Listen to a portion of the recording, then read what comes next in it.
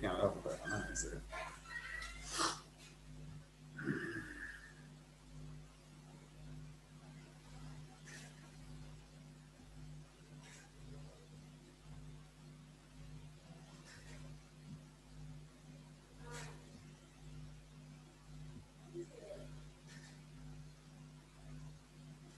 Everybody, good morning. Good morning, sir. Good morning. সবাই কেমন আছো? ভালো। স্যার ভালো, আপনি কেমন আছেন? হ্যাঁ বাবা, আমি আলহামদুলিল্লাহ ভালো আছি।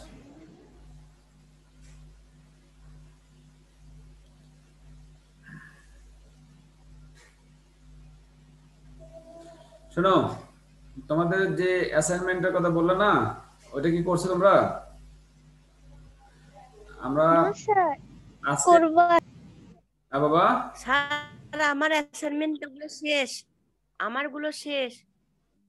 শোনো, যাদের হয়নি তাদেরটা আমি একটু নমুনা আজকে এখন দিব তোমাদের, তোমরা একটু দেখে ধারণাটা নিবা। হ্যাঁ, তবে হুবহু এখানে কপি করার প্রয়োজন নাই, তবে এখান থেকে জাস্ট একটা ধারণা নিবা, আমি তোমাদের দিয়ে দিচ্ছি। ওইটা জাস্ট তোমাদের গ্রামার না, একটা লেটার দেয়া আছে, লেটারে রাইট ফর্মস অফ ভার্বের নিয়মগুলো বলতে বলছে, তাই আছে না? Yes sir. তারপর আর্টিকেলও আছে, প্রিপজিশনও। আর্টিকেলও আছে, প্রিপজিশনও আছে। গুড। তো এই প্রথম যে লেটারটা আছে, তো ওই লেটারটা তোমাদের কি করা আছে দেখো তো। প্রথমে লেখা আছে যে একটা ধরো answer to the question number 1 তোমরা এখানে লিখবা। কি করবা? Answer to the question number 1 দিবা, দেওয়ার পরে এখানে যে লেটারটা হুবহু তুলতে হবে কিন্তু পরীক্ষায়, মানে তোমাদের অ্যাসাইনমেন্টের যে উত্তরে লিখবা সেখানে কিন্তু অ্যাসাইনমেন্টের উত্তরে এই রিরাইট করতে বলছে না ওখানে,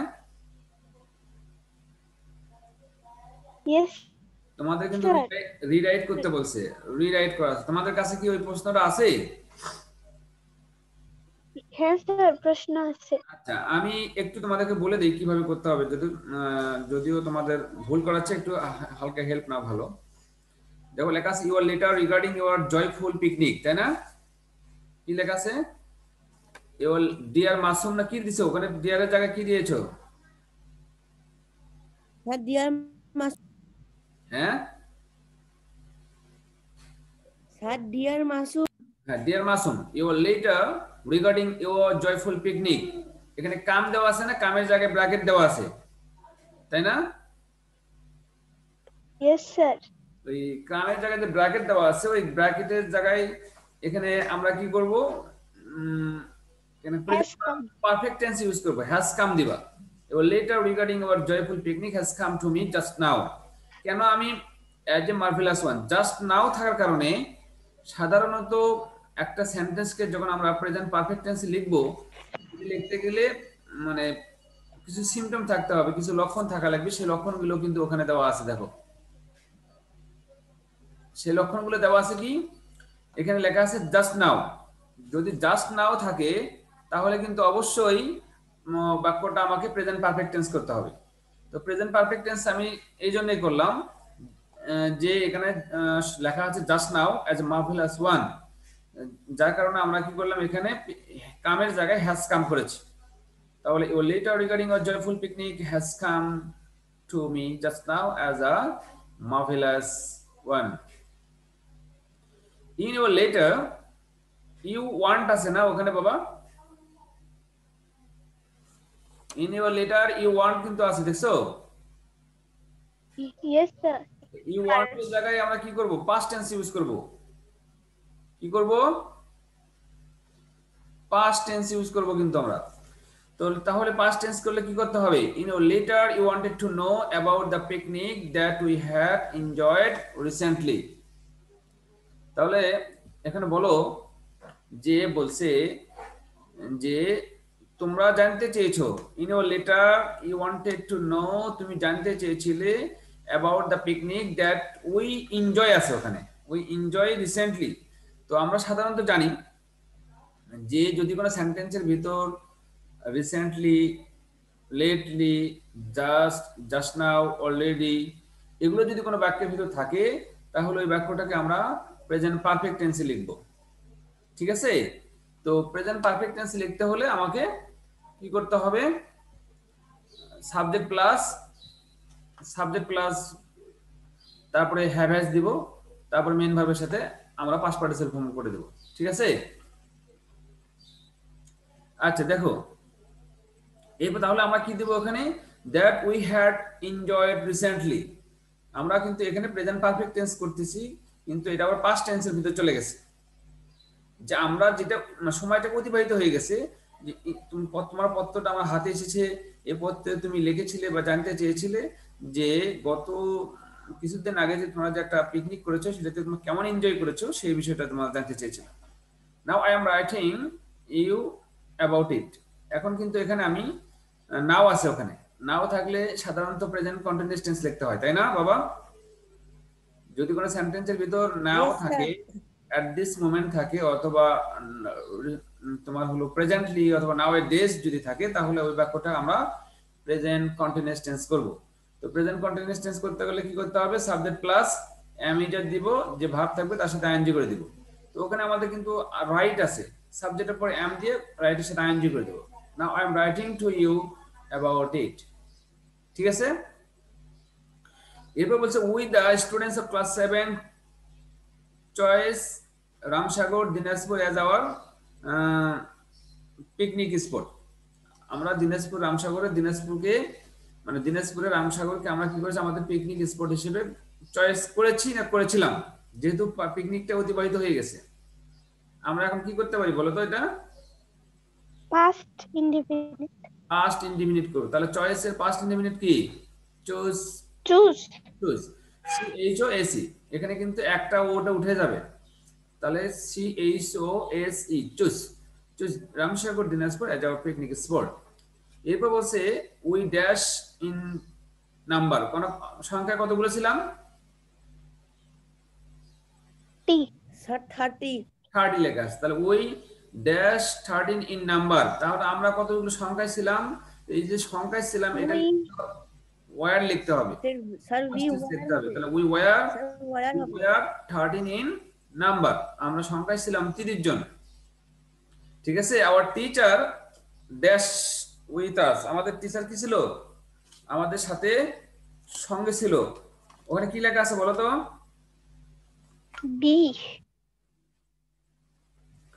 তাহলে ওয়্যার দিবা ওখানে না, our teachers were with us. We reach there about at কি দেওয়া আছে? 10 AM, আমরা সেখানে পৌঁছেছিলাম সকাল 10টায়। তাহলে পাস্ট টেন্স না অতীতকাল, রিচের পাস্ট ফর্ম কি করলে মানে কি করতে হবে?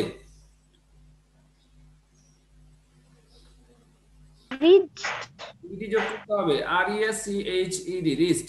তাহলে we reached there about 10 AM, আমরা ঠিক সকাল 10টায় ওখানে পৌঁছলাম। এবার we enjoy the day very much, আমরা ওই পিকনিকের ওই দিনটা খুব বেশি, খুব ভালো মানে এনজয় করেছিলাম। তাহলে সেটা লিখতে গেলে কি করতে হবে আমাকে বলো তো?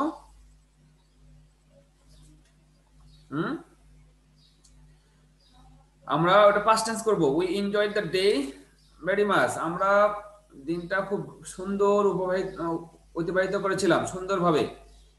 ঠিক আছে? তাহলে উই এনজয়ের জায়গাতে আমরা এনজয়েড দিব, we enjoyed the day very much. At last we return home safe and sound, return আছে না, রিটার্নের পাস্ট ফর্ম। আমরা যেহেতু পিকনিক শেষে বাড়িতে ফিরে এসেছি, তাহলে সেই সময়টা কিন্তু অতিবাহিত হয়ে গেছে, আমরা সেটা পাস্ট টেন্সে লিখবো। Sir, safe and sound মানে কি? বাবা Sir, safe আর sound মানে কি? সেফ এন্ড সাউন্ড হলো নিরাপদ বা ধীরে মানে সুস্থ ভাবে, বা সেফ এন্ড সাউন্ড একটা ফ্রেজ, এটা হলো নিরাপদে। আমরা বাড়িতে পৌঁছলাম নিরাপদে, উই রিচড হোম বা we return home safe and sound, আমরা নিরাপদে বাড়িতে ফিরে আসলাম। পাস্ট টেন্স লিখতে হবে কিন্তু। অ্যাট লাস্ট শব্দটি থাকার কারণে, অ্যাট লাস্ট একটা ফ্রেজ, এই ফ্রেজ থাকার কারণে আমরা কি করলাম? এই যে রিটার্ন যে ভার্বটা আছে এটা পাস্ট ফর্ম ইউজ করলাম। At last we returned home safe and sound. ঠিক আছে? এরপর দেখো ওই এখানে কি লেখা আছে বলো তো?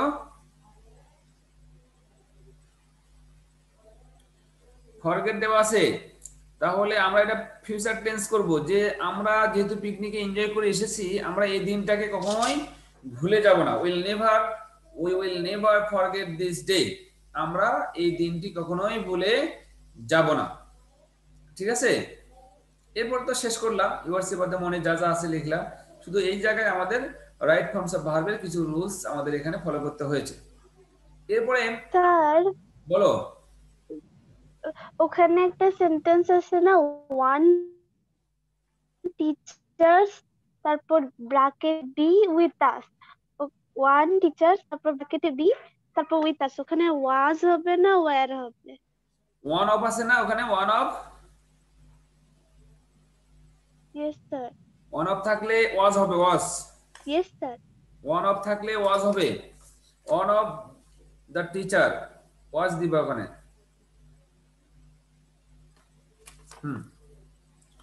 এবার answer to the question number 2 দিবা। কি দিবা?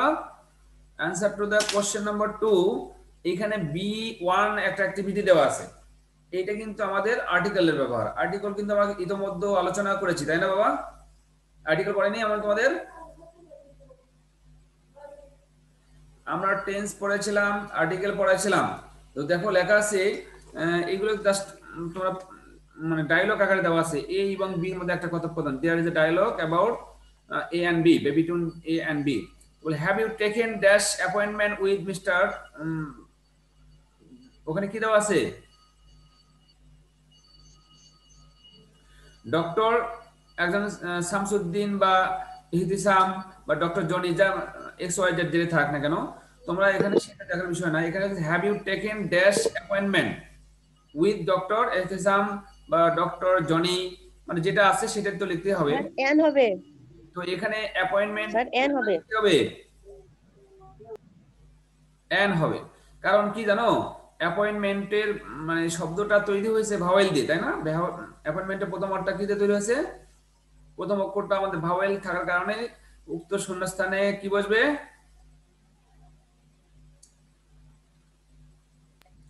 Sir N. এন বসবে। এন্ড এই তোমরা আরো যারা আছো অনেকেই তো দেখেছি, কিন্তু তোমরা শুধু এখানে মূর্তির মতন বসে থেকে শোনো, কিন্তু আদৌ কোনো কথা বলো না। এটা কিন্তু ঠিক না। You should not do that. ক্লাসে একটু রেসপন্স করতে হবে। আচ্ছা দেখো, এরপরে বলছে বি বলছে, oh yes I have taken dash appointment for tomorrow. Appointment মানে কি জানো? সাক্ষাৎকার। ডক্টর ইহতিসামের সাথে কি তুমি কোনো সাক্ষাৎকার নিয়েছো, বা তার কোনো প্রেসক্রিপশন বা তার কোনো সিরিয়াল তুমি নিয়েছো? তো বি বলছে যে ও ইয়েস, হ্যাঁ অবশ্যই, I have taken dash appointment for tomorrow. তাহলে প্রথম অ্যাপয়েন্টমেন্টের আগে যদি অ্যান বসে, তাহলে দ্বিতীয় এই জায়গায় অ্যাপয়েন্টমেন্টের আগে গ্যাপ আছে, তাহলে কি বসবে? এন্ড অ্যান বসবে। এরপর বলছে is dash doctor not coming today, আজকে ডাক্তার আসছে না। তো সাধারণত আমরা, ডাক্তার তো অনেক আছে এখানে, ওই ডাক্তার যে ডাক্তার আমি অ্যাপয়েন্টমেন্ট নিয়েছি, তো সাধারণত কোনো ব্যক্তি সম্পর্কে কথা বললে প্রথমে আর্টিকেল বসে না, কিন্তু ওই ব্যক্তি সম্পর্কে যদি পুনরায় যদি তার বিষয়ে কথা বলা হয়, তাহলে তার আগে দা বসানো হয়। ঠিক আছে? ডক্টর ইহতিসামের কথা আমি প্রথম বলেছি, সেজন্য আর্টিকেল বসায়নি। পরবর্তীতে যখন বলছে ডক্টর ইহতিসাম বাবা ওই ডাক্তার কি আজকে আসছে না, তাহলে উক্ত ইজের পরে কি বসবে বলো তো?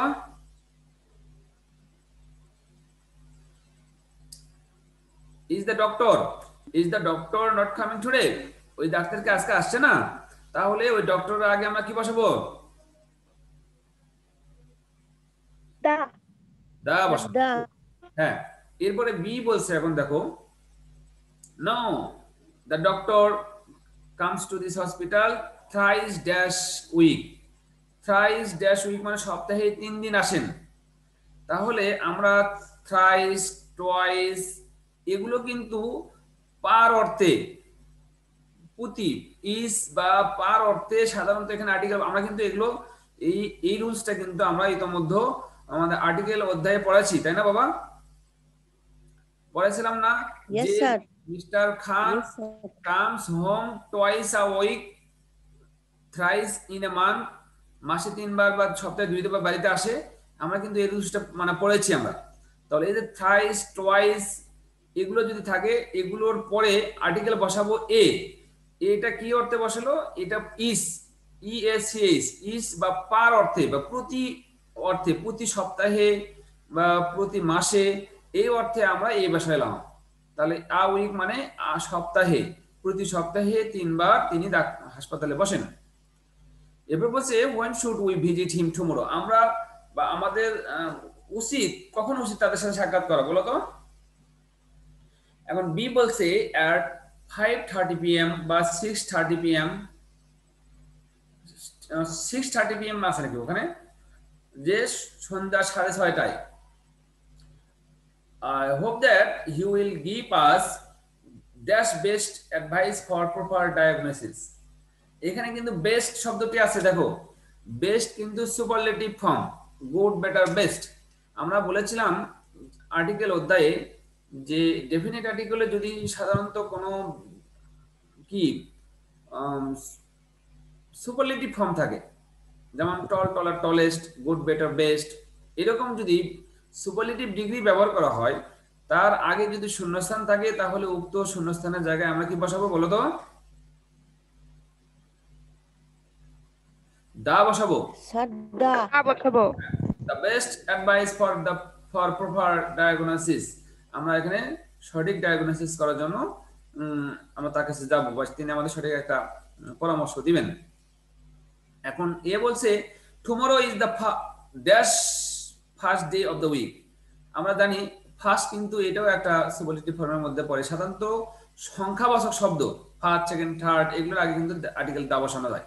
The first day, the second day, এরকম। January is the first month of the year, বছরের প্রথম মাস হলো জানুয়ারি মাস। তাহলে সেখানে আমরা কি বসাচ্ছি? আমরা আর্টিকেল হিসেবে দা বসাই দিলাম। Tomorrow is the first day of the week. We have to start for the doctor earlier to avoid traffic congestion. আমরা ট্রাফিক জ্যাম মানে অ্যাভয়েড করার জন্য আমাদের উচিত যে ডাক্তারের সাথে তাড়াতাড়ি সাক্ষাৎ করতে হবে, এই জন্য আগে ভাগে আমার বাসা থেকে বের হওয়া উচিত। তো বি বলছে we shall reach the hospital before dash sunrise বা সানসেট। আমরা বলেছিলাম Sir, the হবে। সিঙ্গুলার কমন নাউন আছে না, সিঙ্গুলার কমন নাউনের পূর্বে দা বসে। আবার যার কোনো দ্বিতীয় নাই, যার কোনো দ্বিতীয় নাই, যেমন চন্দ্র, সূর্য, পৃথিবী, এগুলো কিন্তু দ্বিতীয় নাই, এগুলো এক। এই জন্য এগুলোর আগে আমরা কি বসাই? দা বসাই। তাহলে এখানে বিফোর দ্য সানসেট, সূর্যাস্তের পূর্বে, ঠিক আছে না? এরপর দেখো অ্যাক্টিভিটি বি তে কি বলা হয়েছে। অ্যাক্টিভিটি বি 2 তে বলা হয়েছে একটা ডায়ালগ। এইখানেও কিন্তু আর্টিকেলেরই ব্যবহার। Good morning teacher, how are you. এখন ছাত্রছাত্রী বলতেছে কথা। এখন শিক্ষক বলছে good morning, can you write dash paragraph on Begum Rokeya. এখন শিক্ষক তোমাকে বললো যে can you write dash paragraph মানে কি? তুমি কি একটা প্যারাগ্রাফ লিখতে পারো? কার উপর? অন বেগম রোকেয়া, বেগম রোকেয়ার উপর, বা অ্যাবাউট বেগম রোকেয়া, অ্যাবাউট বেগম মানে বেগম রোকেয়া সম্পর্কে, ঠিক আছে? বেগম রোকেয়া সম্পর্কে তুমি কোন প্যারাগ্রাফ লিখতে পারো? এখন ছাত্রছাত্রী বলছে ইয়েস স্যার আই ক্যান, হ্যাঁ আমি লিখতে পারবো। টিচার বলছে হোয়াট ওয়াজ শি, তিনি কেমন ছিলেন বা তিনি কে ছিলেন? স্টুডেন্ট বলছে she was dash social worker. এখানে আমাদের কি হবে? সোশ্যাল ওয়ার্কার, তিনি একজন সামাজিক মানে সমাজকর্মী ছিলেন। She lived in the undivided Bengal in dash early 20th century। এই যে সাধারণত আর্লি 20th সেঞ্চুরির আগে দা বসবে, কারণ একটা বিংশ শতাব্দীর আগে দা বসে, সেঞ্চুরি। এবার টিচার বলছে she was dash writer also, সে তো একজন মাত্র লেখিকা ছিলেন। তাহলে আমরা রাইটার আগে কি বসাবো বলো তো? রাইটার আগে আর্টিকেল বসাতে হবে, এ এন বসাতে হবে, এ বসাবো। she wrote dash number of books, সাধারণত রাইট ফর্ম ভার্বের নিয়ম a number of plus plural noun plural verb, the number of plus singular noun singular verb. কি মনে থাকবে? Yes sir. কি বলেছি? A number of plus plural noun plural verb, তারপর the number of plus singular noun singular verb, এখানে কোনটা use আছে, এই নাম্বার না দা নাম্বার? A number. এই নাম্বার। আমরা এখানে দা নাম্বার দিতে পারলাম না কেন বলো তো? আমি এর জায়গায় দাও তো দিতে পারতাম, দা নাম্বার অফ বুকস, কেন দিতে পারলাম না? দিতে পারলাম না এই জন্যই যে নাম্বার অফ বুকস আছে, কারণ আমরা একটু আগে বললাম যে a number of plus plural noun plus plural verb, এখানে তো ভার্ব নাই কিন্তু নাউনটা কিন্তু আমাকে প্লুরাল করা আছে। এই জন্যই বুঝতে পারলাম যে নাউনটা প্লুরাল হওয়ার কারণে যে নাম্বার এই শূন্যস্থানের আগে আমাদের দা বসানো যাবে না, এ বসানো যাবে, এ নাম্বার অফ বুকস। ঠিক আছে বাবা? এরপর স্টুডেন্ট বলছে yes teacher I can mention the name of dash book written by her, তার লেখা একটা বইয়ের নাম আমি বলতে পারি, একটি বই, তাহলে এই বুকের আগে এ বসবে। Sultana's dream is dash book written by her, আর সেই বইটির নাম হলো সুলতানাস ড্রিম, তাহলে ওই বইটির নামের আগে আমরা দা বসাবো। Sultana's dream is the book written by her. Sultana's ড্রিমটা হলো এমন একটা বই যে বইটা তার দ্বারা লেখা হয়েছে। আচ্ছা, এরপরে দেখো, এরপরে বলছে যে টিচার বলছে ওয়্যার ওয়াজ শি ফ্রম, তিনি কোথা থেকে এসেছেন? ছাত্রছাত্রী কি বলছে? She was from Pairaband Rangpur, সে কোথা থেকে এসেছে বলো তো? রংপুর থেকে এসেছেন। আচ্ছা, এরপরে অ্যাক্টিভিটি B3 তে যাও। অ্যাক্টিভিটি B3 তে কি লেখা আছে? অনুপম কমা দিবা, what is dash largest continent, এটা কোশ্চেন চিহ্ন এখানে। লার্জেস্ট, লার্জেস্ট, এই লার্জেস্ট এখন এটা ডিগ্রিতে যদি বলি তাহলে এটা কম্পারেটিভ ডিগ্রি না পজিটিভ না সুপারলেটিভ বলো তো?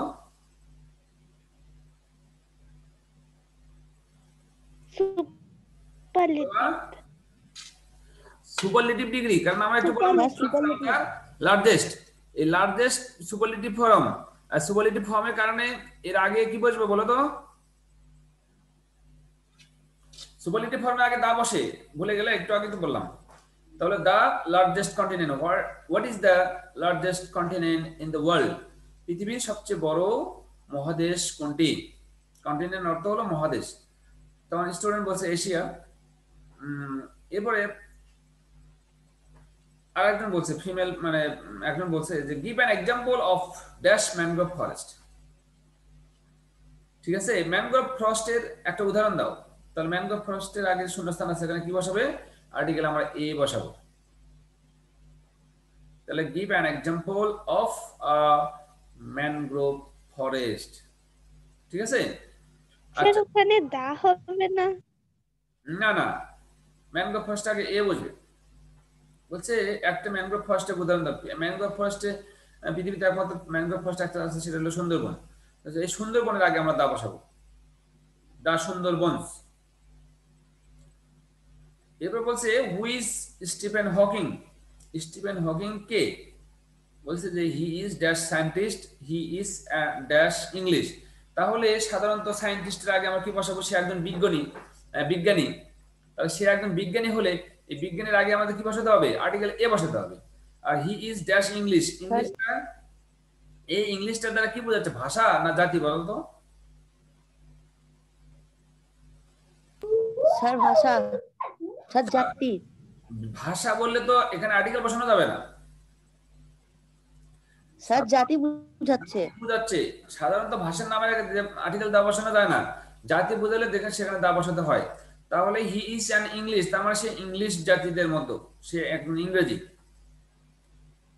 তারপর বলছে what was the objective of the language movement. ভাষা আন্দোলনের পূর্বে দা বসবে, কারণ এখানে গ্যাপ রয়েছে। ভাষা আন্দোলন বাংলাদেশে একবারই হয়েছিল, এই জন্য সাধারণত এর আগে দা বসছে, যে দা অবজেক্টিভ অফ দ্য ল্যাঙ্গুয়েজ মুভমেন্টের বিষয়বস্তুটা কি ছিল। তো বলছে যে উই ডিমান্ডেড, আমরা দাবি করেছিলাম Bangla to be declared as dash state language. তাহলে এখানেও দা বসবে, দা স্টেট ল্যাঙ্গুয়েজ মানে কি? রাষ্ট্রীয় ভাষা হিসেবে। রাষ্ট্রীয় ভাষা হিসেবে স্বীকৃতি দেওয়ার জন্য, ঘোষণা দেওয়ার জন্য আমরা কি করেছিলাম, বাংলাকে মানে রাষ্ট্রীয় ভাষা হিসেবে গ্রহণ করার জন্য দাবি করেছিলাম। এরপর বলছে দেখো answer to the question number 3। Answer to the question number 3 তে কি বলা হয়েছে বলো তো? এখানে কিন্তু আর্টিকেল না, প্রিপজিশনে ব্যবহার করা হয়েছে। ঠিক আছে? তো dear Mita dash first take my cordial love, কি হবে এখানে বলো?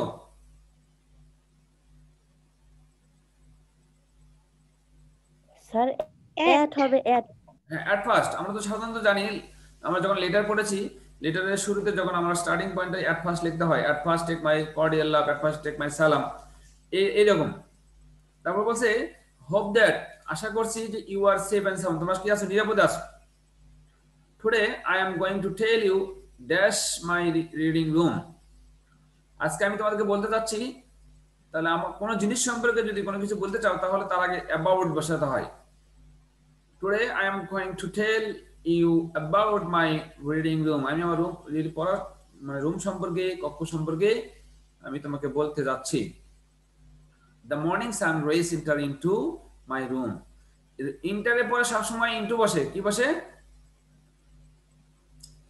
ইন্টারের পরে সবসময় ইনটু বসে, এজন্য বলছে মর্নিং সান রেজ, সকালে সূর্যের যে রশ্মিটা ইন্টার প্রবেশ করে ইনটু মাই রুম, আমার পুরো রুমের ভিতর।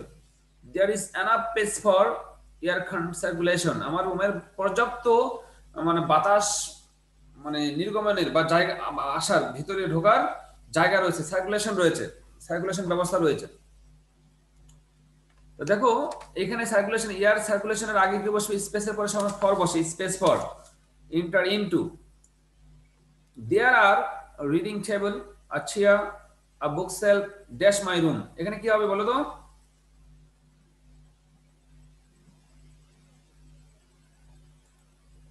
বলছে আমার রুমে একটা ইনটু পড়ার টেবিল, একটা চেয়ার এবং একটা বুক সেলফ রয়েছে। কোথায় রয়েছে বলো তো? আমার রুমের ভিতর। এই যে কোনো কিছুর মধ্যে যদি থাকা বোঝে তাহলে ইন বসে না, ইন মাই রুম। এরপর বলছে if you come you can see a wall map, a wall clock and some beautiful wall mates hang dash the wall dash my reading room, hang এর পরে কি বসে? হ্যাং এর পরে অন প্রিপজিশন বসে। Hang on মানে কি? ঝুলিয়ে রাখা। যে তুমি আমার রুমে যদি আসো তাহলে তুমি দেখতে পাবে যে আমার ওয়ালে একটা ম্যাপ ঝুলানো আছে, তারপর ওয়াল ম্যাট ঝুলানো আছে, আরো কিছু কিছু জিনিস মানে সিনারি থাকতে পারে, এগুলো ঝুলানো রয়েছে। কোথায় আছে? কোথায় ঝুলানো আছে এগুলো? All of my reading room, আমার রিডিং রুমের অলের সাথে। ঠিক আছে? তাহলে হ্যাং এর পরে অন বসলো, আর অল এর পরে অফ প্রিপজিশন বসেছে, all of my reading room. The book shelf is kept, আর এই বুক সেলফ আছে না, বই থোয়ার যে মানে সেলফটা বা তাকটা, এটা রাখা হয়েছে, স্কেপ মানে রাখা হয়েছে কোথায়? বিসাইড দ্য রিডিং রুম, মানে রিডিং টেবিল, মানে রিডিং টেবিলের পাশে তো আমরা সাধারণত কি করে থাকি বলো তো? এটা রিডিং টেবিল, পাশে আমরা বুক সেলফ মানে ঝুলে মানে দাঁড়িয়ে রাখি, ওয়ালের সাথে মানে হেলান্দে বা সাইডে খাড়া করে রাখানো হয়, যাতে ওখান থেকে বই নিয়ে আমরা পড়াশোনা করতে পারি। তাই বলছে যে the book shelf is kept beside the reading room, I love my reading room very much and I keep it neat and clean, আমি আমার পড়ার রুমটা খুব বেশি ভালোবাসি এবং ট্রাই করি সব সময় কি করার জন্য বলো তো? এই রিডিং রুমটা পরিষ্কার এবং পরিচ্ছন্ন রাখার জন্য। ঠিক আছে? তাহলে এটাতে তোমরা কি বুঝলে? প্রিপজিশনটা আমাদের অ্যাপ্রোপ্রিয়েট প্রিপজিশন করতে হবে। অ্যাপ্রোপ্রিয়েট প্রিপজিশন করলে তাহলে এই বিষয়গুলো তোমার কাছে আরো ক্লিয়ার হয়ে যাবে। এই আর কোন সমস্যা আছে কারো? সাজিদ, রাফা? নো স্যার, সমস্যা নাই। গতকাল বলেছিল না বৃষ্টি, মনে হয় বৃষ্টি, তোমরা বলেছিলে যে স্যার অ্যাসাইনমেন্টের প্রবলেম আছে, তো হুবহু তোমরা লিখবা না, আর কারো জিনিস কারোর সাথে মিলে গেলে কিন্তু উত্তম অতি উত্তমের প্রবলেম হবে। যেই জন্য তোমরা ক্রিয়েটিভিটি মানে অ্যাপ্লাই করে এটা লেখা করার চেষ্টা করবা, অবশ্যই যেন কপি না হয়। একই ধরনের অ্যান্সার যদি দেখা যায়, যে ধরো এখানে লেখা আছে ইউর ফ্যামিলি সম্পর্কে, সাপোজ একটা প্যারাগ্রাফ লেখো, তো এখানে মাই নেম ইজ আলামিন দেওয়া আছে, তোমরা আরেকজন মাই নেম ইজ আলামিনে লিখে নিয়েছো, তাহলে কিন্তু হবে না। এক একটা ধরনের লিখতে হবে। যেমন ধরো যে every man has a family, তো তারপর তোমার নাম বললা, so I have a family, my family consist of 5 members, কারো আছে 3 মেম্বার্স, কারো আছে 6 মেম্বার্স, কারো 4 নাম্বার। তো এইভাবে একটু ভিন্নতর হতে হবে, প্রতিটা অ্যাসাইনমেন্টের অ্যান্সার গুলো অবশ্যই একটু ডিফারেন্ট হওয়া চাই, ঠিক আছে বাবা? মানে একটু যেন ব্যতিক্রম হয়, না হলে কিন্তু হুবহু লিখলে প্রবলেম হবে। আমরা কিন্তু এটা মূল্যায়নের ক্ষেত্রে একটু ইয়ে করবো, দেখবো। তো আজকের ক্লাসে তোমাদের অংশগ্রহণ করার জন্য অসংখ্য ধন্যবাদ, এবং আগামীকাল আবার তোমাদের এই সপ্তাহের শেষ ক্লাস হবে। তো সেই প্রত্যাশায় সবাই ভালো থাকবে, আমার জন্য দোয়া করবে, আমিও তোমাদের জন্য দোয়া করব। করোনা মহামারীতে সবাই এখন পরিস্থিতি খুবই খারাপের দিকে যাচ্ছে, তোমরা অবশ্যই ঘরে থাকবে, সে প্রত্যাশায় ভালো থাকো। আজকে ক্লাস এখানে শেষ করলাম। আখির দাওয়ানা আলহামদুলিল্লাহি রাব্বিল আলামিন। আল্লাহ হাফেজ। স্যার আসসালামু আলাইকুম। ওয়ালাইকুম আসসালাম বাবা। স্যার আসসালামু আলাইকুম।